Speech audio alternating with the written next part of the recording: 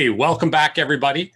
This is the Federation X podcast running on tangents. And today we're joined by Mike, who is of Terror. And we are going to do a one-on-one, a chance to just dig in, learn a little bit more about his character and what he's been doing since he decided to stop playing the game. Because I can only assume that much free time leads to all kinds of productive stuff. Sure. So, hey, Mike, how about a little background for you? Obviously, I name dropped your what I consider your primary character as we get started. But why don't we start by just getting you to share a little bit about what character you're most known for and what really stands out about that character, you think? Yeah, my main character, honestly, my first character was Av. He back when I first discovered Cyberslams. I think you guys mentioned it previously too on SC Scoops. As soon as you said the name, I was like, I think that's it. That's where I saw it. And so I started Av on that site. Went into the IAWA. Av was he started like a kind of like a rock clone, like talking about himself in third person and thinking he's bigger than everybody else, and and at 7 foot tall, he was usually taller than everybody. That's why his name is Tall Guy of Terror. Right. And it's just a silly character I came up with years and years ago, it just kind of stuck. It's such a great character to interact with. Obviously, that's really a testament to your writing with him. First of all, the catchphrase, right? Weigh yourself accordingly. I don't know where he came up with it, but it's brilliant. It's honestly, it's actually the very first thing I ever did in Cyberslam was I joined the IWA, no idea what I was doing, and I go to the board and I just post, "Av has arrived, weight yourselves accordingly," and that was it. I did a one-liner. I was that asshole, and sure enough, people jumped on it. But then I started interacting with them and kind of building up it's just one of those catchphrases that just whatever reason just stuck. Were there people there when you landed in IAWA that really kind of stuck around and made a name aside from Av? Like, who else would we know from that landing spot for you? Lionel. Okay. Lionel was there. Angel Hunter was there. I'm trying to think who else. That's all that really stands out to me. And there was Ice, who later went to CGW, and I teamed with him. But other than that, no one that I can really think of.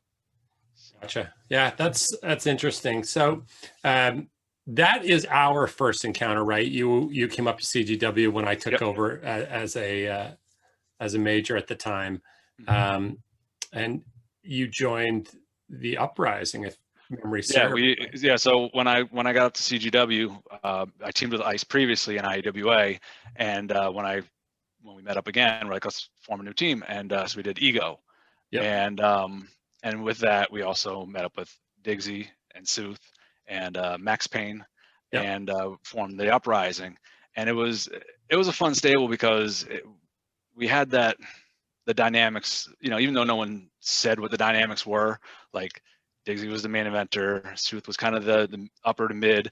We were the Edge and Christian wannabe tag team. Then we had Max also on the fringe, and it was a fun dynamic for sure.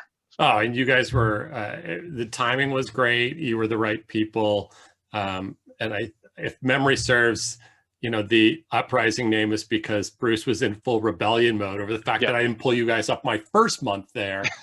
That I pulled up guys who joined your Fed like the day before so I could promote them because they were guys that I knew from my India, and had said to them, like, if you get in there, because I knew what I had, and Bruce was so angry about it. But the dynamic of that really played together. So, because when you came up, then there was this nucleus of like 10, 12 really strong players that had been in indies, but actually really did belong in the majors. Yeah, that was a good time. But here's what my question for you is: do you remember how you first came to FedEx? Do you remember when that happened? So I followed you guys around, a bit. Went to CyberBrawls in the mall, and then in Wrassle I was, back and forth with you guys. And I remember I don't know if it was you or if it was Tim that reached out and said, "Oh, we're doing this indie," Yep. and I think I joined pretty early on too. I think I was there pretty early on. I remember there's one big angle where it was I think Lasher rebelled against Lars, and I ended up teaming with Lash and stuff, and it was this whole big ordeal. But yeah, so I remember being there pretty early on. That's some great name dropping too, that you remember the name of the Fed in CyberBrawls. Oh yeah. Well, it's funny because I started after listening to some of the podcasts, I started going through. I have this old folder of old like videos I did for all the entrances and stuff, and I found some old replays, and I actually found a early version of a website that I was going to design for Maw on CyberBrawls, and I was like, oh wow, oh okay, yeah. So, but yeah, it's That's something hilarious. stuck. I think everybody who was involved in any way in anything outside of the writing probably has a folder like that on your computer, especially if you've still got your computer. I have multiple folders with all of the title belt photos and all of the FedEx magazine covers and like just scads of photos and stuff that every now and then I'll stumble into one of the folders by accident and be like, oh, hey, look, there's more. Yeah. I went down a rabbit hole because I regret that I didn't save like more like rewrites and things like that, because like people bring up stuff like, you know, I'm amazed with like how Jordan and you know, next they can come up with like some of the things that they remember about certain matches. I'm like, I have no idea. Yeah. So yeah, and I found myself in a rabbit hole going through reading some of the old ones. Like, oh yeah, okay, I remember. Well, I was thinking about you and Ice when I was thinking about tag teams and guys who, when they brought the team together, they just seemed to kind of bump to another level. Whereas individually, maybe they weren't there, but as a team, they just had that dynamic. And I was like, oh, I can't remember the name of the team, so I didn't name drop because in fact, I wasn't even sure that it was Ice. Like I thought it was, but then I was like, oh, maybe that's not right. But it was, and Ego was the name, and Ego was such a great name for a tag. I loved it. That was one of my favorite. Like out of my tag teams, that was one of my favorites because it was we were just an ego. Like we were just one giant ego, and and again, it was during the Edge and Christian phase of things that we were calling people tool belts and just you know, silliness, and it was a lot of fun. I remember getting under people's skins as well with it, but then you know you're doing a good job. Yeah, absolutely. Oh, you did a great job. That's, you know, you've done a good job when, right? The fact that we still laugh about players who quit because the swerve upset them so much. And not in the, like, you know, in the wounded them, like in character upset them. Like the character was so upset. You've done, the swerve has been done right if the character's not upset. If the person behind it feels betrayed, and that sucks, but that's, you know, we've all had those moments. We've all had the one where we're like, oh, you absolute a-hole, right? It's for sure happened. So you're right. You were with us a lot, and you were probably super early in the original Federation X run. And at different times you showed up and played a little, but what really led to the end of playing for you? When did that happen? It wasn't any particular thing or issue or anything like that. It was just, even to this day, I still have a tendency to just spread myself way too thin.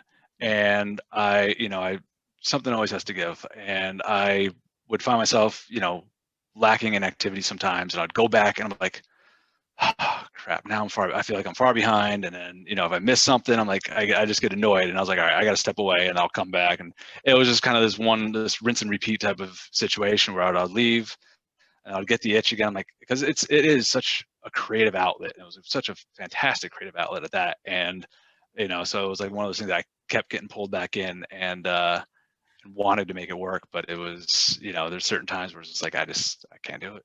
Yeah, I mean, I remember, and I think I've shared before, when we first launched FedEx, I don't think anybody had any idea, right? I think on day one by noon there were 300 posts. We had some really talented people who in the morning were like, this is amazing. And by the afternoon, we're like, I'm out. I'm going back to Wrassle. Like, I can't deal with this. And they were talented people, but I totally get that. Like that idea of being able to keep up with the board. And I do think that we all played through a period of time where we felt like there was an obligation to keep up with everything. And you always had those writers who blasted you in character as though your character had failed because you weren't up writing 14 things this week. It was always super frustrating to me if I was playing a face like Joe Power. If somebody just blasted me because they're like, well, if you're such a good guy, where were you when I got beat up? And I was like, oh, Joe wasn't anywhere, but I was on vacation. Like, it's so bad. It's such bad writing, right? Convenient for them, but not super useful for you as a guy trying to tell your character story.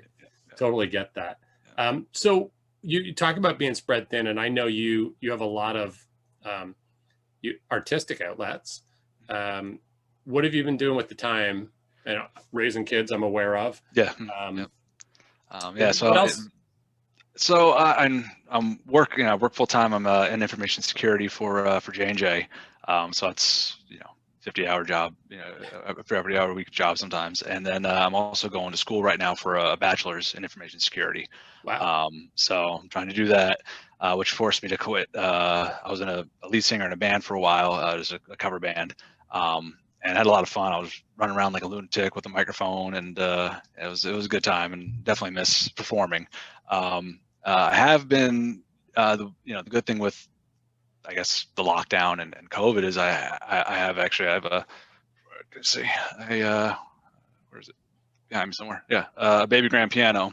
So this is pretty much my office. So when I get the itch and stuff like that, I'll go and play the piano for a little bit, start creating some, I've written a lot of songs over the years, and that's one of the things I'm going to be hopefully doing a little more of, is recording some of these songs. But that's kind of what I've been doing. Also, I started a fake news show for our fantasy football league, and so I did the producing of that. I did all the video. It's actually, it looks pretty legit. I'm pretty proud of it. It's called Pretend Football Now. We haven't done it in about a year or so now, but it's really funny. It's stupid, and it's literally for an audience of 16 people. So it's awesome. It's fun. So those little things, scratch the creative itch. But again, like, it's one of those things where I'm like, okay, something's got to give, so I gotta drop something. But yeah, so that's pretty much it. Nice. Well, hey, listen, in a past episode when Benny was talking about really loving a particular angle, and I thought, oh, this will be good. I'll bring it back up. They were talking about Prototype's angle where he played Matt Piperoy, and Until People Figured Out. And immediately I was like, hey, I know somebody, and I'm certain it wasn't related. Like, they just totally on their own. Tell us about it.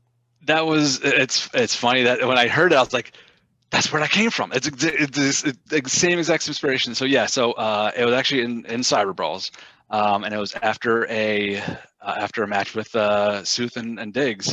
We had a world championship match inside I think a triple cell, and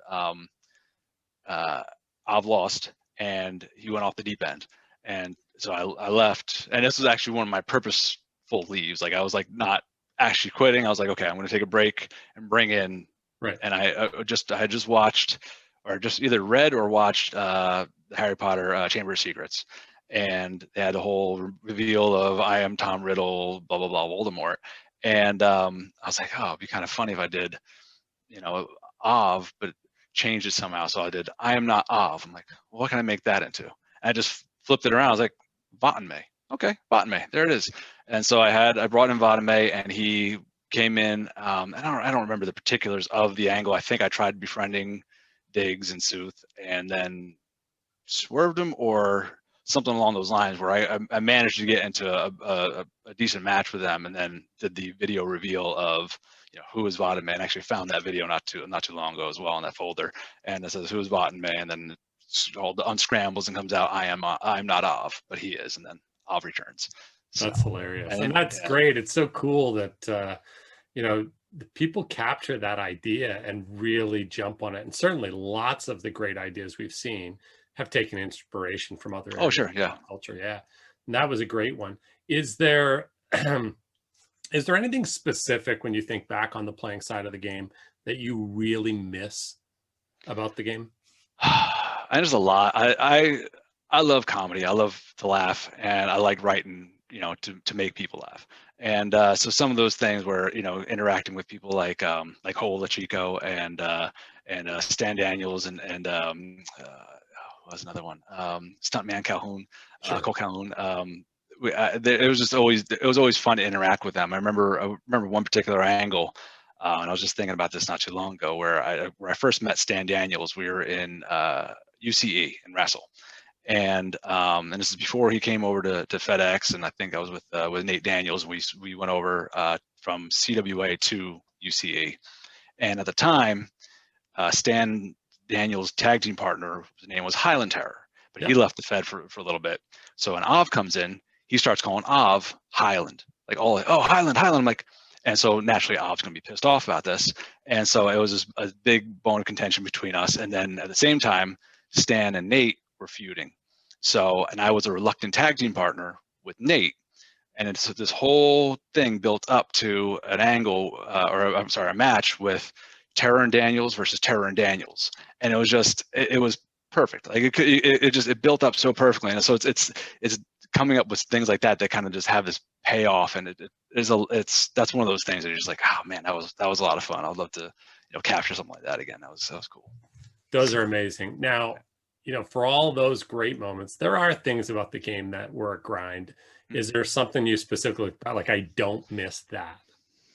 Well, and I would say probably the one thing that always bothered me was, Al being a 7-foot tall monster and then having to have him sell to a 5-foot tall woman. Those were some of the things. Totally understand. I don't miss that. And just trying to play catch up on, after either a big activity weekend or, and just figure out where I'm supposed to fit in after, a string of inactivity. Things like that. But other than that, I love doing the role plays. I love doing the matches. It was, it's generally the little things like that. Let's at least acknowledge too, the 5'6" female was also always like 124 pounds. Yeah. And obviously 280. Like, right. You couldn't hurt him if you were driving a car. Right. So totally get it. And completely agree that definitely has that, like, hey, we can do some pretty crazy stuff, but this piece is crazier than all the rest. Right, exactly. I remember, I forget, I was probably in a match with, I wouldn't have done it to the Faith character, but I probably did it to the Chance character. I had Alan in a match and they had really railed on the fact that he wouldn't put them over. So I oversold everything, like everything. I remember Eric wasn't thrilled, but kept it in his character writing, not on the OOC board, but right in it, kind of letting me know by the narrator that they were aware that I was overselling and that the fans could tell I was overselling. And so then it became a narrator war because my narrator was like, well, you have to oversell because otherwise fans might think this is real and young women might get beat up by men. Like, just complete commentary wars. Oh, that's great. So, like, to me, to somebody who was close and saw a lot of the things that you were able to do and the characters and was entertained by so much of the work that you did, it was clear to me early on that you were one of those guys that had the talent to really kind of, we'll say, make it. If it was real wrestling, we saw lots of guys come and flounder and really never get it. Right. And they burned out. Was there a moment for you where you kind of knew not just that you could do it, but that you could do it and the result would be valuable, like that if we were going to then turn around and just draft one Fed, there's a good chance you're getting picked to be in it because you can do it. Was there a moment like that for you?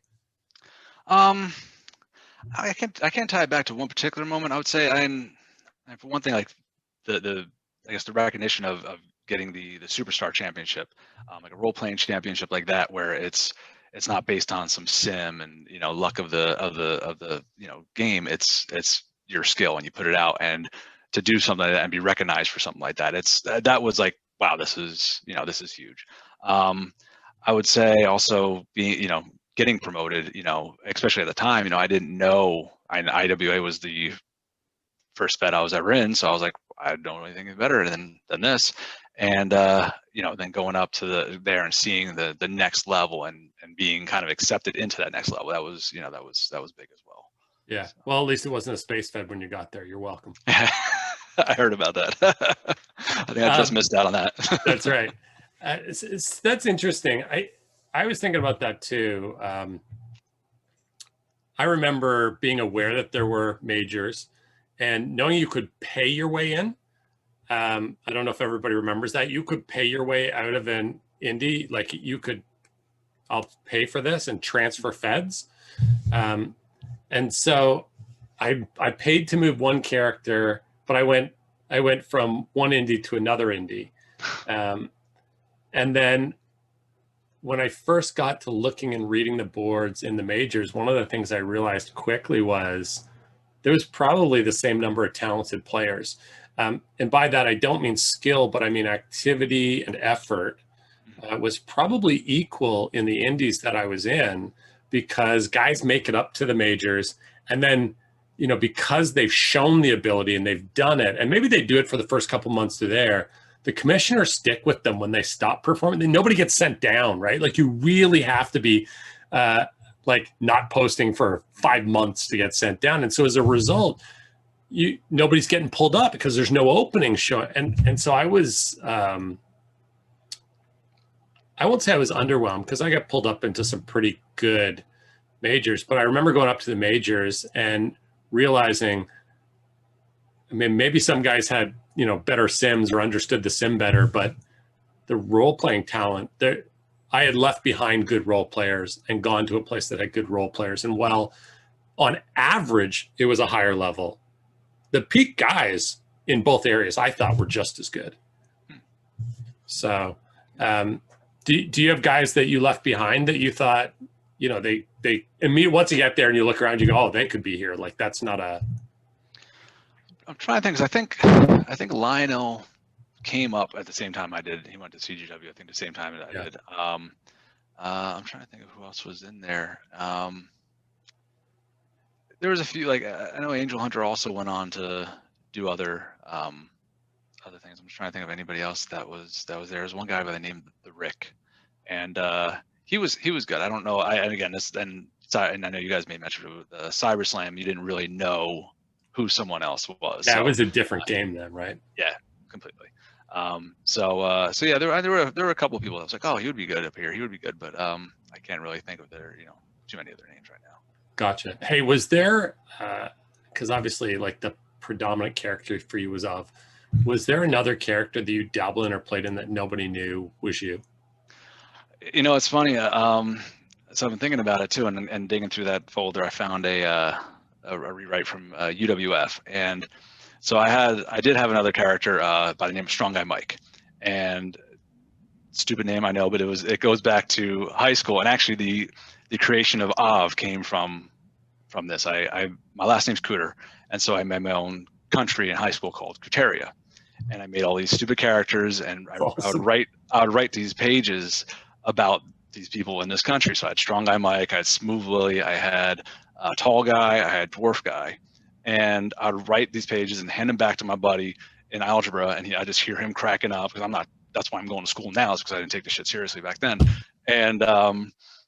And so it came from that. And then my brother and I we got Piperoy Wrestling, we imported it from Japan for Saturn, and we started creating our guys. So I made Strong Guy Mike, and I made Av, and I made Tall Guy, and I was like, well, what's his name going to be? I was like, oh, Tall Guy, Av Terror, okay. And so Strong Guy Mike was always my main guy. But when I went to IWA, I was like, well, I don't want to use my main guy yet, because I don't know how this is going to be, so I'll use Av. And so then years later, I was like, oh, you know what? Maybe I'll try Strong Guy Mike. And I tried him, and he had, it was interesting because another character I made up was Mike the Madman. So you see a theme. And and they turned out to be half brothers. And Mike the Madman was a little mentally unstable, and he was like a heel, whereas Strong Guy Mike was a ultra baby face. So it was a fun dynamic, but I think it lasted maybe, I don't know, a few months, and then it died off. It always ended up coming back to Av. I also did Gavin Sage, and he was this silver spoon born pretty boy with just bought his way into everything. And then Hellbent. I had also a guy by the name of Hellbent who was just a crazy, high flyer type of guy, but that was just generally about it though. So. Gotcha. Hey, speaking of, a lot of people, when I would talk to them, would say OV. I know. And I used to actually write it in the narrator when someone said OV. I would spell it out phonetically, like Ov or Ov. I heard Ov or Ov. I was like, I'm fine either way. But yeah, when they say OV, I was like, no, it's capital lowercase. Right. That's interesting. You certainly played, and you were around and had opportunities to run angles and have feuds and matches with some really good players. Is there one that really stands out that you would go like, hey, if I could have that again, like that would be the thing, that would be the one, the angle, the feud, the match, whatever it is? Is it the one, the tag team one with Nate Daniels and Stan Daniels? Yeah. Like, is it? I would say something like that. Like that was always fun for me. Like these things that just kind of, organically come and rise and make me laugh, and as well, and just engage with people like that. Yeah, I loved when we did the boot. I think that was in FedEx. Yeah. But yeah, that was fun. Yeah, it's things like that. I always liked being a part of a team. I didn't do too well solo. I always had, like, even after the whole Votonmai angle ended, I still had Votonmai around as my second, because I like having that dynamic of talking to an idiot or making Oz sound like he's smarter than he actually is. Yeah. But yeah, I would say, just I would love to have like an angle where it's, you can just really dive in and have a, nice long payoff to, build to. So was there a character that really played off, like one-to-one really played off of well in terms of feud? Like, was there somebody that the feud was really good with? It's funny, like, and not saying it because you're here, but Ed, like, and it's funny because I don't remember ever like the feud ever really where it started or even ever ended or even consummated, but we would just always just take these little shots at at each other, and that was always fun because it was like I could see it coming, but then again I wouldn't see it coming sometimes, and you're just like, you're calling out Nancy and all. It's just it was fun, and we couldn't both be heels, but we'd always just. It's so funny. I thought about this when we were prepping to do this call. I thought they might be the two characters. First of all, there was never. It doesn't qualify as a feud because I don't think, because it was just a permanent, always dislike of each other, and there was no like you say, culmination. There was no like build up to the big match or the winner or loser. Like, how do you win or lose? I still don't like you. Like it just never went away. Yeah. But also, and I don't know if you see it the same way, it would only have taken like one change early in their dynamic, and I think they would have been friends. Like, oh yeah, absolutely. Like so disrespectful to everybody else that I was thinking about that's kind of the way XS and Ed connected so well. And I thought could have been one of those guys. Like it really could have been that way. Yeah. And for whatever reason, that early dynamic was like, no, they are gonna just be at each other. Yep. Absolutely. Yeah, that was always a lot of fun. Definitely. Yeah, I totally agree. And I think that's an excellent example of maybe one of those strange dynamics, like you say. It was that way. It is that way. It kind of will be that way. People don't know this. It spills over onto our Facebook feed. Oh, yeah. Text to each other. Every time I see something, I'm like, oh, here we go. Well, at least in my maturity, I'm polite enough that I don't actually put it out on replies that your wife will see. Well, I appreciate that. Years ago, not so much. Hey, was there a character that you didn't care for that maybe other people really liked or appreciated, where you were like, I don't get it, that guy sucks, or I think it's stupid? Or was there a character that you don't fall in line with everybody else? Not to that level. Like I can't really think of like a character that I hated or anything like that, but Rude for some reason was always that to me. Like him and I, and sorry Jordan, but him and I were just, when we got together in a match or anything like that, it was just the styles never meshed. The styles just kind of, it seemed like they clashed. Yeah. And for me, I was like, I just never it would just never, you know, aligned it up right. But yeah, so I would say if I had to pick one, I guess it'd probably end up being him. And I'm sure there's more that I like, Sure. you know, guys I beat up over years as far as, you know, making them quit and everything. But no, as far as characters, like I said, that's probably the only one that like comes direct to mind. Yeah, and I think styles is a great point to say, like, it's hard to get up for and enjoy somebody when you get into a match and it just feels like obligation. Sometimes, yeah. Yeah, that's tough. What about the other side of that, though? Is there somebody that like everybody else didn't get that you were like, how do people not love this character more? You know, it's funny, and it kind of goes, and it kind of contradicts what I said previously, but Living Dead Girl, and I actually got along with her real well off game, and in our interactions with, and I think CWA and things like that, we had a good dynamic, and I think we actually even end up making a match work somehow. I don't remember what it entailed, but it was fun. So I thought she was good. I don't know if she was one of the greats, but she was. I think she was definitely, you know, yeah, a good role player. And I think one of the early adopters that came unconnected from Wrassle to Federation X. In fact, man, I might even think that it was our father or somebody who was like running an alt and in the same Fed and was like, "Oh, you're too good for this. You need to go play over there." Yeah. So totally agree. But also it's super awkward that I keep saying her because it's Eric and not a girl. Oh, Living Dead Girl was that, maybe that's not her name then. I'm trying to think. She was actually a girl from Australia. Sarah, her actual name was. Oh, okay, and, so that's not Liv, because Liv, unless I have all my math wrong, and I'm sure Eric will correct me when he hears this, but I'm pretty sure Liv is one of Eric's characters, and Eric. Oh, okay. Liv and Faith and Chance, and I'm sure 400 others. She also played Poison Ivy, I think. Oh, I don't know that. Okay. Doesn't ring. Okay, so I could be completely wrong. Could be different. Girl. Yeah. Gotcha. So, okay. All right. Well, mystery woman. Yep. There we go. One, you know, before we get to like last questions, let me just ask: is there an angle that you look back on and think that was such a great angle? Whether you did it, whether someone else did it, that you just go, man, that is like, that's why we play, so we can catch, and not like a thing that happened in a day or a weekend, but really kind of blew up and was awesome.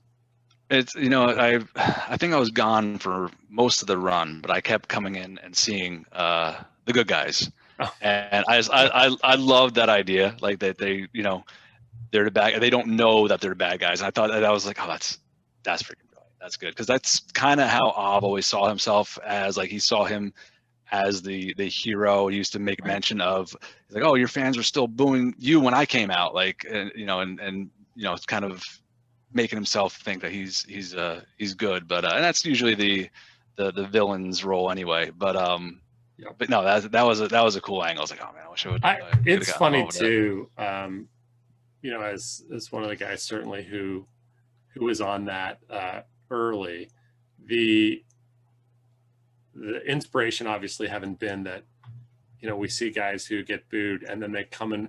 I remember seeing the Freebirds in Toronto in a small venue match, and I try to remember who they were fighting, and I can't, but it was the Freebirds versus somebody. I know Luger was on the card, some other guys. It was NWA at the time. And man, they were over in Toronto. Like, they were loved.